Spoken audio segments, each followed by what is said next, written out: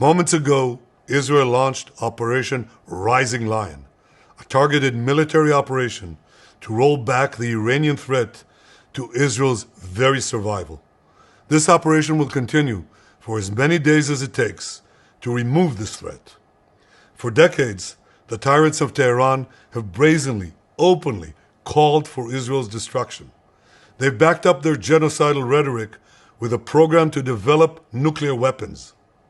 In recent years, Iran has produced enough highly enriched uranium for 9 atom bombs. 9. In recent months, Iran has taken steps that it has never taken before, steps to weaponize this enriched uranium. And if not stopped, Iran could produce a nuclear weapon in a very short time. It could be a year, it could be within a few months, less than a year. This is a clear and present danger to Israel's very survival. 80 years ago, the Jewish people were the victims of a Holocaust perpetrated by the Nazi regime. Today, the Jewish state refuses to be a victim of a nuclear Holocaust perpetrated by the Iranian regime. Now, as Prime Minister, I've made it clear time and again, Israel will never allow those who call for our annihilation to develop the means to achieve that goal. Tonight, Israel backs those words with action. We struck at the heart of Iran's nuclear enrichment program. We struck at the heart of Iran's nuclear weaponization program. We targeted Iran's main enrichment facility in Natanz. We targeted Iran's leading nuclear scientists working on the Iranian bomb. We also struck at the heart of Iran's ballistic missile program. Last year, Iran fired 300 ballistic missiles at Israel. Each of these missiles carries a ton of explosives and threatens the lives of hundreds of people. Soon, those missiles could carry a nuclear payload, threatening the lives not of hundreds, but of millions. Iran is gearing up to produce 10,000 of those ballistic missiles within 3 years. Now just imagine 10,000 tons of TNT landing on a country the size of New Jersey. This is an intolerable threat. It too must be stopped. Iran is now working on what it calls the new plan to destroy Israel. You see, the old plan failed. Iran and its proxies tried to encircle Israel with a ring of fire and to attack us with the horrible attack of October 7th. But the people of Israel, the soldiers of Israel, rose like lions to defend our country. We crushed Hamas, we devastated Hezbollah, we hit Iranian proxies in Syria and Yemen.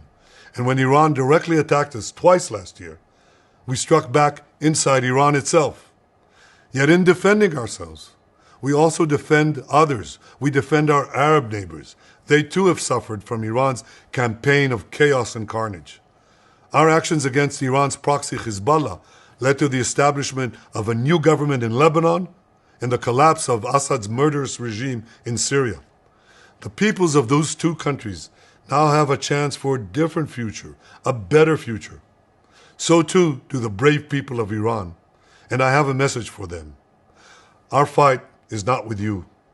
Our fight is with the brutal dictatorship that has oppressed you for 46 years. I believe that the day of your liberation is near. And when that happens, the great friendship between our two ancient peoples will flourish once again. I want to assure the civilized world, we will not let the world's most dangerous regime get the world's most dangerous weapons. And Iran plans to give those weapons, nuclear weapons, to its terrorist proxies. That would make the nightmare of nuclear terrorism all too real. The increasing range of Iran's ballistic missiles would bring that nuclear nightmare to the cities of Europe and eventually to America. Remember, Iran calls Israel the small Satan. It calls America the great Satan. And this is why for decades, it's led millions in the chants of death to Israel and death to America. Today, Israel is responding to those genocidal calls with action and with a call of our own. Long live Israel and long live America. Our action will help make the world a much safer place. I want to thank President Trump for his leadership in confronting Iran's nuclear weapons program. He has made clear time and again that Iran cannot have a nuclear enrichment program. Today, it is clear that Iran is just buying for time. It refuses to agree to this basic requirement of peaceful nations. That is why we have no choice but to act, and act now. The hardest decision any leader has to make is to thwart a danger before it is fully materialized. Nearly a century ago, facing the Nazis, a generation of leaders failed to act in time. They were paralyzed by the horrors of World War I. They were determined to avoid war at all costs, and they got the worst war ever. They adopted a policy of appeasement. They closed their eyes and ears to all the warning signs. That failure to act resulted in World War II, the deadliest war in history. It claimed the lives of 60 million, including 6 million Jews, a third of my people.